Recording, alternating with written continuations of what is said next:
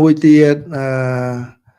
ណារងក៏សួរថ្ងៃមុនបងមានប្រសាសន៍ពីរឿងស្មារតីតែមួយគឺរួមគ្នាដើម្បីជាតិតើបងយល់រដ្ឋផលយ៉ាងណាដែរបើសិនរដ្ឋាភិបាលកម្ពុជាដោះលែងអ្នកនយោបាយដូចជាអ្នកស្រីសេងធីរីនិងលោកកឹមសុខាជាដើមនោះបាទអូណារងគាត់បានជួតាំងម្សិលមិញខ្ញុំចប់ឲ្យបានឃើញណាអញ្ចឹងកាលពិតខ្ញុំនិយាយដោយត្រង់ខ្ញុំអត់ចង់ឆ្លើយពាក់ព័ន្ធនឹងរឿងអញ្ចឹងទេក៏ប៉ុន្តែខ្ញុំដឹងថាណារងគាត់ចង់បានកន្លែងហ្នឹងខ្ញុំអាចនឹងមានឱកាសឆ្លើយបានវែងយ៉ាងល្អនៅពេលក្រោយប៉ុន្តែឥឡូវខ្ញុំគ្រាន់តែនិយាយដោយចេះសិនចុះគឺជាតាមធម្មតាគឺយើងធ្វើអ្វីក៏ដោយបើពីចំណុចពីចំណុចចុះ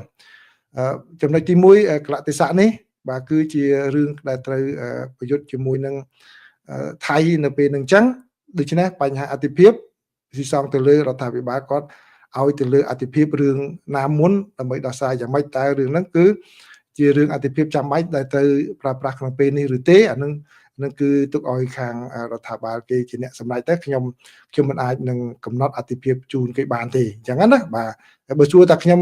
ឲ្យយោបល់ថាតើអធិភាពមិនអធិភាពបើសិនជាមានឱកាសផ្សេងចាំខ្ញុំឆ្លើយជូនផងដែរក៏ប៉ុន្តែខ្ញុំក៏ចំណុចទី1នេះខ្ញុំថាគឺរដ្ឋាភិបាលកម្ពុជាគាត់ជាអ្នកសម្រេចទៅថាតើនេះជាបញ្ហាអធិភាពដែលត្រូវដោះស្រាយនៅពេលនេះឬយ៉ាងណាបើអញ្ចឹងណាហើយទី2ដែលខ្ញុំនិយាយជាលក្ខណៈទូទៅទេនៅពេលដែលមានរឿងរ៉ាវដូចនេះបាទ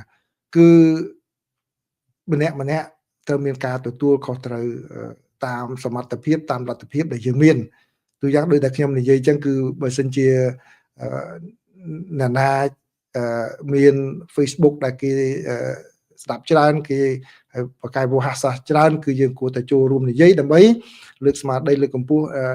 តាមអនឡាញអញ្ចឹងទៅណាចេះខាង drone អីគេទៅជួយខាង drone ណាគេខាងថាវិការជួយតាមថាវិការជួយតាមលទ្ធភាពអញ្ចឹងឲ្យតែយើងបានអញ្ចឹងវាន័យដូចគ្នានឹងដែរអញ្ចឹងបានន័យថាដើម្បីឲ្យគេគិតគូរបាទន័យថាឲ្យរដ្ឋាភិបាលគិតគូរអំពីយើងបើយើងគាត់តែយើងធ្វើឲ្យខ្លួនយើងមានតម្លៃដែរតែយើងបានចូលរួមចំណែកយ៉ាងម៉េចចំពោះដំណើរការស្ថានភាពដែលកំពុងជួបនឹងហើយខ្ញុំថាខ្ញុំមិនចង់និយាយទេក៏ប៉ុន្តែខ្ញុំសូមនិយាយមួយម៉ាត់ចុះដោយស្មោះត្រង់ហើយកុំខឹងខ្ញុំហើយកុំចោទប្រកាន់អីខ្ញុំនិយាយដោយអារម្មណ៍របស់ខ្ញុំសង្កេតឃើញដោយសារតែណារងសួរចំឈ្មោះលោកកឹមសុខាខ្ញុំឃើញចំហរបស់លោកកឹមសុខាក្នុងពេលរឿងនេះកើតឡើងខ្ញុំគ្រប់គ្រងគាត់បាទគាត់ធ្វើនឹងត្រឹមត្រូវ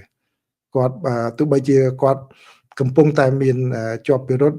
ជាប់ការចោទយ៉ាងម៉េចក៏ដោយក៏ប៉ុន្តែលោកបានបញ្ចេញចំហមួយដែលខ្ញុំគោរពដែរក្នុងនោះគឺ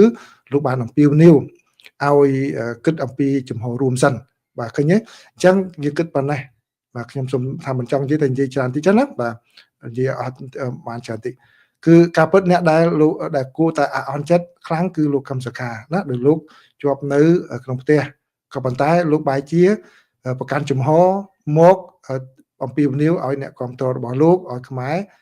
ជួយខាងរួបរวมកម្លាំងគ្នានេះជារឿងមួយដែលយើងគួរឲ្យគោរពគាត់នៅក្នុងពេលនេះហើយខ្ញុំក៏ឃើញគណៈបកនយោបាយដែលមិនកាន់អំណាចនៅក្នុងប្រទេសមួយចំនួនគាត់ក៏បាននិយាយជាចំហរួមតែមួយជួយដល់កងទ័ពរបស់កម្ពុជាផងដែរនឹងខ្ញុំយល់ថាក្នុងពេលហ្នឹងគឺការប្រកាន់ចំហអញ្ចឹងគឺជារឿងមួយដែលខ្ញុំថាយើងចេះធ្វើឲ្យខ្លួនយើងមានតម្លៃហើយអញ្ចឹងតើយើងការធ្វើចូលរួមវិភាគទានហ្នឹងយើងចង់ទទួលបានផលភ្លាមឬយ៉ាងម៉េចអាហ្នឹងខ្ញុំថាចូលរួមវិភាគទានសិនតើពេលដែលចប់រឿងហ្នឹងតើខាងរដ្ឋាភិបាលលោកគិតគូរយ៉ាងម៉េចនឹងរឿងរបស់ខាងរដ្ឋាភិបាលហ្នឹងចាំយើងគិតពេលក្រោយទៀតបាទអញ្ចឹងខ្ញុំអាចឆ្លើយជាមួយនឹងណារងបានប៉ុណ្ណឹងណាសង្ឃឹមថាទទួលយកបានខ្លះខ្ញុំឆ្លើយមិនអស់ទេខ្ញុំនិយាយតខ្ញុំឆ្លើយមិនអស់ទេខ្ញុំថ្លឹងថ្លែងខំឆ្លើយដើម្បីឲ្យបានខ្លះ